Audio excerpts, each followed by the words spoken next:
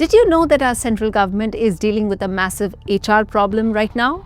Thousands of people who form the core of our security structure at airports, at the border, at election booths are very unhappy because they've been told that however hard they work, however talented they may be, they will never become the chief or even the second in command at their organization because those posts are reserved for IPS officers.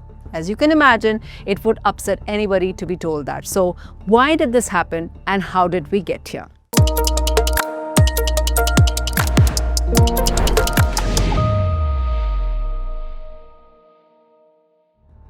This entire controversy started because of the Ministry of Home Affairs' new law, the Central Armed Police Forces or CAPF law, that deals with the CISF, the CRPF, the ITBP and the SSB forces. The proposed new law sets out how many outsiders, IPS officers, should be taken in. And according to this new law, the top jobs of Director General and Special Director Generals are totally off the table for the internal or cadre officers.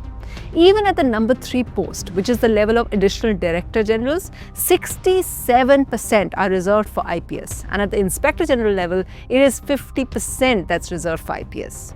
Now, culturally, we all know that the IAS and the IPS have been treated as the cream of the crop. That's the reason so many people who go to even elite institutions like the IITs will then opt for the civil service because they are seen as the people who really rule the country. And obviously, it seems like that from this new law as well.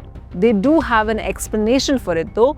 The explanation given by the government is that if you're heading a paramilitary force, then you need to coordinate with state governments, and that is why you need to be from an All India Service or IPS so that you can coordinate better with state DGPs and other senior people. There's also another explanation that no one is saying out loud, but they do tell you privately. And that is, while Group A officers are there from the CAPF cadres, they do not take the same UPSC exam as IPS. So the suggestion is, IPS officers are of a superior caliber, which really, if you think about it, sounds classist.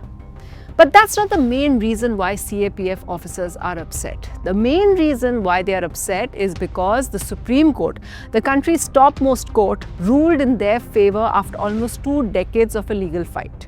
Last year, the court said that the number of IPS deputations should be reduced progressively. And this law, instead of implementing that, seems to be going against it in spirit. The court had taken into account the stagnation that cadre officers felt, and they had been fighting for years, but with one swoop, the new law turns that around. The only place where IPS officers was being reduced was at the additional DG level, and that too just from 75% to 67%. So why did the MHA bring this law? If you go by the cynics, they point out that this is a move by the ruling bureaucracy and the powerful IPS lobby, which just wants opportunities for their own growth. The IPS is not fighting to be posted at the border. The top posts are cushy ones at headquarters in Delhi, and that's why it's convenient to take those up. In fact, as one CAPF officer pointed out, deputation is focused towards Delhi. They give us the example of the postings right now above IG level in CISF. That's the force handling airport security. Now, there are 16 IG level posts there, and half of them, as we said, are reserved for IPS. So out of the 8 IPS IGs in CISF, 6, that is a majority, they're all in Delhi. One officer who is reportedly from Chennai is posted there. And there are none in West Bengal, Chhattisgarh or Bihar. Now, they point out if IPS officers are needed for center-state coordination, why aren't they in the states more? The other reason why the government may have sided with the IPS on this is that there are only about 12,000 Group A paramilitary officers, so it's a small number that's upset compared to the clout of the other side. One of the things I heard opposition leaders say during the parliament debate is that while IPS officers and their elite nature may be well deserved, but one of the things this government is known for is promoting the salt of the earth, the underdogs. So this law doesn't seem to fit in with that.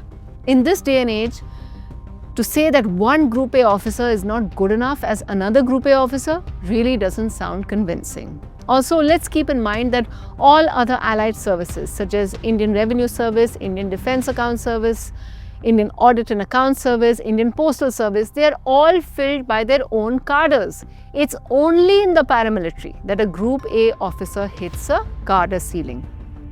As of today, the bill is passed by both houses of parliament and will be law as soon as the president signs it. The legal fight that they won in Supreme Court may need to continue if the paramilitary officers want to change.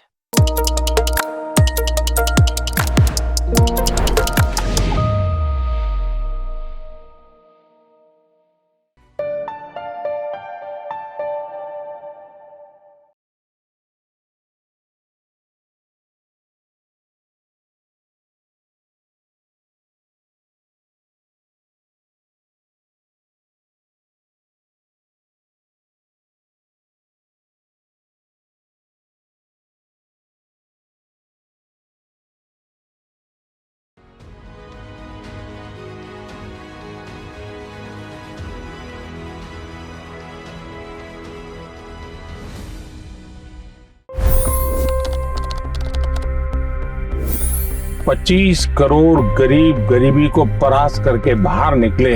For the good of our nation, let's work together and let's truly make America great again.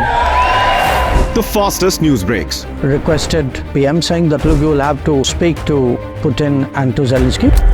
The biggest newsmakers. The relationship with India is probably the most important bilateral relationship the US will have for the rest of this century. The capital delivered quite an election result today. Expert analysis. The $1 million question today is how to stop this dance of death. Ground reports. I'm standing at the crossroad of the Kumbh Mela. Behind me are more than 100 entry ghats. Long-form interviews. Exclusionary politics is reflected in Manipur case as well. You don't bother because this is a small state. Deep dive into burning issues. It's often said DRC could be the richest country in the whole world. It's because of what sits underneath. Why exactly did the US topple the Sheikh Hasina government? HT videos. We don't just break news, we break it down.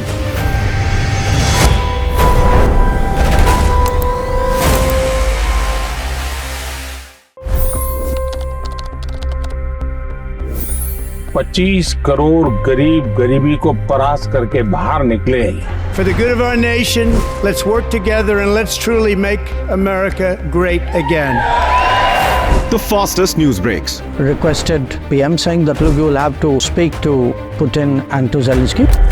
The biggest newsmakers. The relationship with India is probably the most important bilateral relationship the US will have for the rest of this century. The capital delivered quite an election result today. Expert analysis. The $1 million question today is how to stop this dance of death. Ground reports. I'm standing at the crossroad of the Kumbh Mela. Behind me are more than 100 entry ghats.